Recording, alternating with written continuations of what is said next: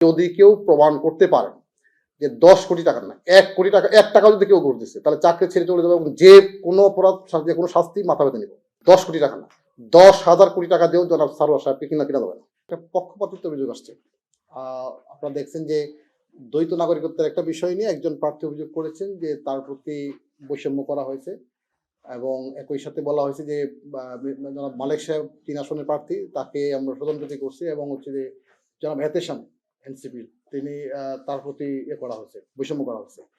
তো যেহেতু এইটা নির্বাচনী অনুযায়ী আপিল করার সুযোগ আছে, উনি আপিল করবেন, আদেশিক কপি নিয়ে গেছেন, কিন্তু যেহেতু এইটা বিভিন্ন জায়গায় তারা বলছেন এবং সত্য নির্বাচনের বিষয়গুলো নিয়ে প্রশ্ন তুলছেন, এইটা একটি বিষয়। আচ্ছা, আরেকটি বিষয় হচ্ছে যে গতকালকে থেকে সোশ্যাল মিডিয়াতে একটা নিউজ ঘুরছে, গতকালকে আমার নোটিশে আসতে দেখছি যে মালিক সাহেবের কাছ থেকে ১০ কোটি টাকা ডিসি সাহেব আমি ১০ কোটি টাকা ঘুষ নিয়ে তাকে মনোনয়ন বৈধ করে দিয়েছি। তো এইটা জনমনে একটা আপনার হচ্ছে এক ধরনের হতাশা বা এক ধরনের তৈরি হয়েছে। ফলে এই দুটাকে আমি পাবলিকলি ক্লিয়ার করতে চাই, দুটো বিষয়। এই জন্য আপনাদের মাধ্যমে এই জিনিসটা বক্তব্য দেওয়ার জন্য মূলত আজকে সময় হয়েছে। প্রথম বিষয় হলো যে আমাদের সংবিধানের আর্টিকেল 66 অনুযায়ী মানে কি কি কারণে একজন মানুষ মানে মেম্বার অফ পার্লামেন্ট বা এমপি হতে পারবেন না সেটা বলা আছে। তার মধ্যে একটা হচ্ছে যে কোনো ব্যক্তি যদি কোনো দ্বৈত নাগরিক হন, বিদেশি কোনো দেশের নাগরিকত্ব গ্রহণ করেন, তাহলে তিনি হতে পারবেন না। এখন এখানে আমাদের প্রার্থী যে ৩ জন প্রার্থী ছিলেন, ৩ জন তারা দুটো নাগরিক আছেন এখানে। একজন এহতেশাম জানান, আরেকজন হচ্ছে আপনার আমাদের মালেক, আরেকজন হচ্ছে আমাদের গণ অধিকার পরিষদ আরেকজন প্রার্থী ৩ জন।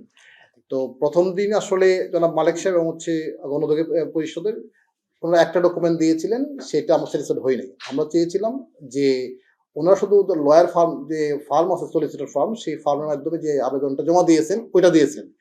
তো এইটা প্রভিশনটা হলো যে মানে যে দেশের উনি নাগরিক ওই দেশের ইমিগ্রেশন বা সিটিজেনশিপ অথবা হোম মিনিস্ট্রি যারা এটা ডিল করে তাদের কাছে আবেদনটা মানে নাগরিকত্ব এটা জমা দিয়েছেন বা আপনার সারেন্ডার করেছেন প্রত্যাহার করার জন্য, সেইটা দিতে হবে। অথবা আপনার হচ্ছে আমাদের বাংলাদেশে যদি ইউকের হয় সিটিজেন, তাহলে ইউকে আমাদের ঢাকাস্থ যে হাই কমিশনার আছে, হাই কমিশনার আছে সেখানে উনি নাগরিকত্ব সারেন্ডার করেছেন, এইটা রিসিপ্ট কপি দিলেই আমাদের কাছে আমরা অ্যাকসেপ্ট করি।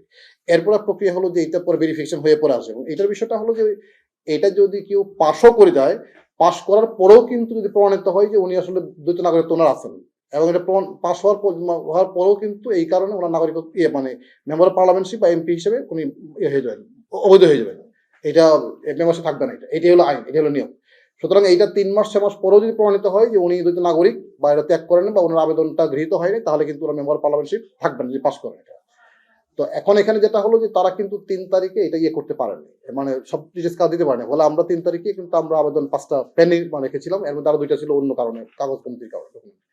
তো পরের দিন যেটা হয়েছে শুধুমাত্র আমাদের জনাব মালেক সাহেব উনি সলিসিটর ফার্মের মাধ্যমে যে হোম অফিসে জমা দিয়েছেন সেই ডকুমেন্টটা জমা দিয়েছেন। আমাদের কাছে আবেদনটা আমাদের কাছে আছে ইনফরমেশন এবং গণ অধিকার পরিষদ তিনিও কিন্তু জমা দিয়েছেন। কিন্তু জনাব এহতেশাম সাহেব তিনি কিন্তু আসলে কোনো ডকুমেন্ট জমা দিতে পারেন, নট আ সিঙ্গেল পেজ। এখানে ওনার আবেদন আছে, এখানে মানে এখানে উনি যে এইটা বলেছেন যে ওনার হলফনামায় যে করেছেন আপনার উনি মানে সারেন্ডার করেছেন, মানে এটা উনি উল্লেখ করেছেন যে উনি দ্বৈত নাগরিক ছিলেন, কিন্তু সেটা উনি সারেন্ডার করেছেন, কিন্তু সেই সারেন্ডারের সাথে সংশ্লিষ্ট কোনো ডকুমেন্টে দিতে পারেন। তো যেহেতু উনি মানে কোনো ডকুমেন্ট দিতে পারেন নাই, ফলে আমাদের বাধ্য হয়ে কিন্তু আমাদের বিধির মোতাবেক এটাকে বাতিল করতে হয়েছে। হ্যাঁ, এখন যেটা হলো সেটা হলো যে আপনার নির্বাচন কমিশনই এটা আপনার হচ্ছে যে আপিল করার সুযোগ আছে, উনি আমাদের আদেশে কপি নিয়ে গেছেন। নির্বাচন কমিশন যদি এটা মনে করেন যে না তারটা পরে বিবেচনা করার জন্য সময় দেন বা মনে করেন ঠিক আছে পাস করার পর সেটা কমিশন দিতে পারে, সেটা কমিশন এখতিয়ার। But as a returning officer আমার কাছে যেহেতু কোনো ডকুমেন্ট বা কোনো সাবমিশন বা কোনো কিছু দিতে পারেন নাই, ফলে তাকে কিন্তু বাতিল না করে আমাদের কোনো উপায় ছিল না। সুতরাং এখানে পক্ষপাতিত্বের কোনো অভিযোগই কিন্তু একেবারেই মানে ভিত্তিহীন বলে মনে করি, এটা একটা বিষয়। দ্বিতীয়ত আরেকটা অভিযোগ আসছে খুব মারাত্মকভাবে, যেটা আসলে আমি অ্যাড্রেস করতে আসলাম যে প্রথম খুব সিলি বিষয়, এখন মনে হচ্ছে না এটা জনগণের মধ্যে সামনে নির্বাচন এটা করা দরকার, কারণ মানুষের আসলে সরকারের প্রতি আমাদের প্রতি প্রত্যাশা অনেক বেশি। সেটা বলা হচ্ছে যে ১০ কোটি টাকা মানে ঘুরে দেওয়া হয়েছে মানে আমাকে মালিক সাহেব। এখানে আমি একদম চ্যালেঞ্জ করে বলি এখানে মানে যদি কেউ প্রমাণ করতে পারে যে ১০ কোটি টাকা না ১ কোটি টাকা ১ টাকা যদি কেউ ঘুষ দিচ্ছে তাহলে চাকরি ছেড়ে চলে যাবে এবং যে কোনো অপরাধ যে কোনো শাস্তি মাথা পেতে নিব। এবং আমি এইটাও বলে দেখো স্টেটলি ১০ কোটি টাকা না ১০,০০০ কোটি টাকা দিয়েও জনাব সারোয়ার সাহেবকে কিনা দেবে না, এটা বলে দিই। এবং আমি আমার জনগণকে আমি আমার নাগরিক বন্ধু বিশেষ করে সিলেটবাসীকে এইটুকু আশ্বস্ত করতে চাই জনাব সারোয়ার সাহেব কোনো দুর্নীতি করেন না এবং করতে দেয় না। সুতরাং ১০ কোটি হোক ৫ কোটি হোক দয়া করে এইটাতে আপনাকে বিভ্রান্ত হবেন না এবং আপনাকে হতাশাগ্রস্ত হবেন না। এবং এই ধরনের ফেক নিউজ যারা ছড়ায় তাদের বিরুদ্ধে আপনার ব্যবস্থা নেবেন। আমরা দেখছি এটা কি আইনগত কি ব্যবস্থা নেওয়া হবে, কারণ এটা দিয়ে এক ধরনের গোলা বানাতে মাছ শেখার চেষ্টা করা হচ্ছে। একই সাথে মানুষের মধ্যে নির্বাচন বিষয়টাই নিয়ে একজন বিভ্রান্তি তৈরি করা হচ্ছে যে প্রশাসন কারোর প্রতি বায়াস কিনা, বা রিটার্নিং অফিসাররা কারো দিকে পক্ষপাতিত্ব করছে কিনা, এবং নির্বাচন আসলে আদৌ সুষ্ঠু হবে কিনা, এই সমস্ত একটা ভুল মেসেজ কিন্তু বার্তা কিন্তু মানুষের মধ্যে দিতে দেওয়া হচ্ছে। সুতরাং আমরা এটুকু আশ্বস্ত করতে চাই আমাদের সম্মানিত ভোটারদেরকে, নাগরিকবৃন্দদেরকে, যে না, আমরা যে কোনো মূল্যে একটা সত্য নির্বাচন আমরা উপহার দিতে চাই। এবং আমি এই খুব দৃঢ়কণ্ঠে বলতে পারি সেটা হলো যে এইখানে কোনো লেনদেনে কোনো প্রশ্নই আসে না, এবং এই ধরনের কোনো কথাবার্তা কোনো প্রশ্নই আসে না। সুতরাং যারা এটা করছেন, অপপ্রচার চালাচ্ছেন যে গোষ্ঠী, তাদেরকে অনুরোধ করবো দয়া করে আপনারা জাতির সামনে ইলেকশন, এটাকে আপনি বিভ্রান্ত করবেন না, এটা করবেন না। যদি কারো কাছে কোনো স্পেসিফিক কোনো তথ্য প্রমাণ থাকে, দয়া করে তথ্য প্রমাণ সহ আপনি আপনার যেখানে দেওয়া দরকার সেখানে আপনি বলবেন, কিন্তু মানুষের সামনে আমাদের ইমেজ খারাপ করবেন না, এবং মানুষের সামনে সরকার এবং প্রশাসন সম্পর্কে কোনো ভুল তথ্য উপস্থাপন করবেন দয়া করে, এইটা অনুরোধ থাকবে। আর এই ফেক নিউজগুলি যারা ছড়ায় তাদের বিরুদ্ধে আমি আশা করি একটা সামাজিকভাবে সবাই সোচ্চার থাকবেন। শুধু মূলত এই বার্তাটা দেওয়ার জন্য আসলে আপনাদের কষ্ট করে আমি এখানে নিয়ে আসছি এটা।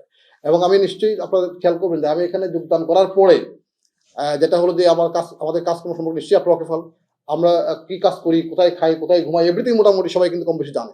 সুতরাং এই ধরনের একটা মানে একদম অনাকাঙ্ক্ষিত একটা ফেক নিউজ মানে সারা বাংলাদেশে ছড়িয়ে দিচ্ছেন, এবং লোকজনের মধ্যে অনেকেই খুব আপসেট যে সারোয়ার সাহেবের বিরুদ্ধে এই ধরনের একটা নিউজ ছড়াবে, এটা কেউ ভাবতে পারে না। আমিও খুব অবাক হয়েছি যে আমার এগেনস্টে একটা নিউজ দিয়ে এরকম ফেক মিডিয়া, সোশ্যাল মিডিয়া ছড়াবে, এটা আমি কখনো চিন্তা করতে পারিনি। বাট এটা যে কোয়ার্টার এটা করছেন, দয়া করে কাজটাকে করবেন না, কারণ সামনে আমাদের জাতীয় নির্বাচন। এই নির্বাচনটা সঠিকভাবে সুন্দর করে স্বচ্ছভাবে আমাদেরকে করতে দিন। আমরা চাই সকলের সহযোগিতা, যাতে করে একটা সুন্দর নির্বাচন আমরা উপহার দিতে পারি। দয়া করে এই ধরনের কোনো ফেক নিউজ যাতে কেউ না ছড়ায়, এটা অনুরোধ থাকবে।